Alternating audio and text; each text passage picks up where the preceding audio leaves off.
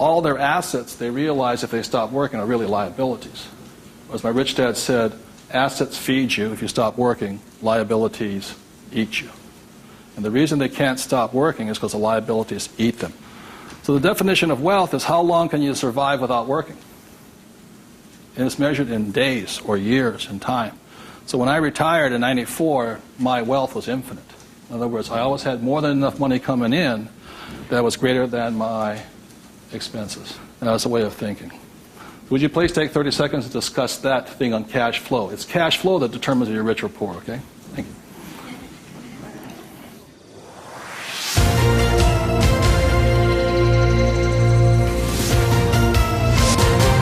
So one of the things I'm going to be clear on this is whether you're an employee, self-employed, business owner, or investor, the most important thing is this asset column here is your business. One thing my rich dad said, you've got to mind your own business.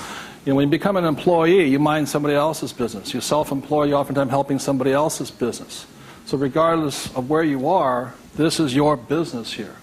Like I talk about a rich dad, poor dad, you know, somebody says, what profession are you? What business are you? I'm a banker. So, well, what, you know, that's their profession. It's not their business. This is your business. And your business, you should be an investor. You know, managing your own portfolio, acquiring your own assets, be it business, real estate, or paper, like stocks, bonds, and mutual funds. So what we're taught in school is not to mind our own businesses. We're taught to mind everybody else's business. And that's my message, is mind your own business. That's how you get rich. Okay? So moving on, last thing is this. So when a banker says to you your house is an asset, he's not lying to you. He's just not saying whose asset it is. It's his asset, right? So when you go across town, you go to your friendly banker, and you'll see that your mortgage is listed under what? Their asset column. So that's the fact right here. It's mortgage here. And the way you know it's an asset, and they list it that way.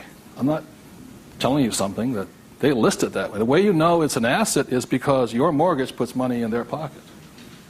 And your mortgage takes money from your pocket.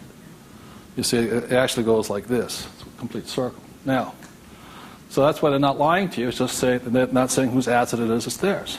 Now, the other part about it is when you save money over here, it's really your asset. Now, if a balance sheet must balance, it has to balance someplace else. You go to the bank, where does it balance? Bank. But is it their asset or their liability? It's their liability. Your savings are their liability. Notice that? Because they have to pay you money for your money. And it's cash flow determines that. Now, if you notice something else too, you get tax incentives to be in what? Debt, and you're taxed for having savings.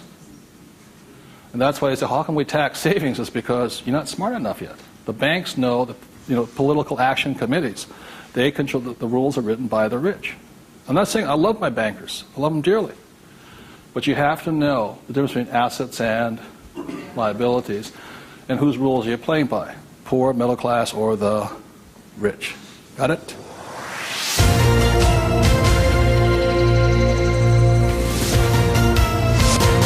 I'm going to talk about a subject that's getting nearer and dearer to many of my peers' hearts lately. And the subject is retirement, or the lack of the ability to retire. So I said the way I retired early has to do with the issue of this.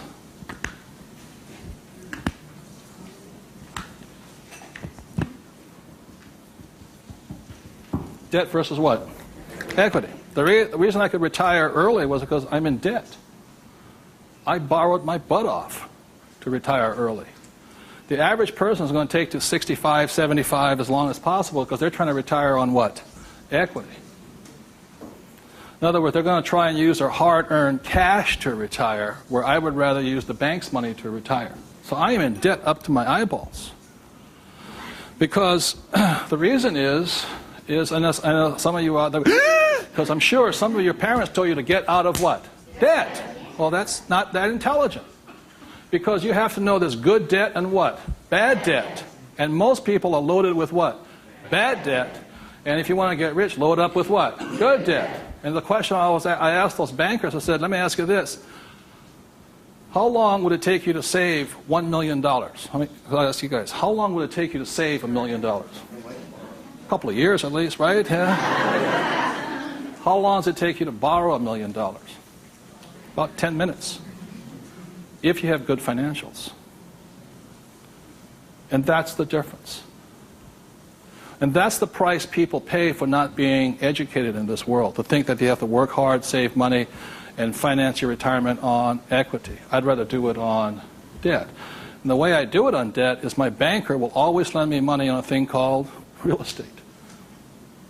Always. They will not lend me money to buy stocks, but they will lend, even if it's, bank of, what stock, their own stock, they won't lend me $1 million for 30 years at 8%.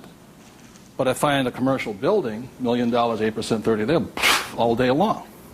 The thing that scares me right now is never have so many people in the history of the world bet their retirement on the stock market. And they've bet real money. Am I correct? And trust me, the market will crash. Always has and always will.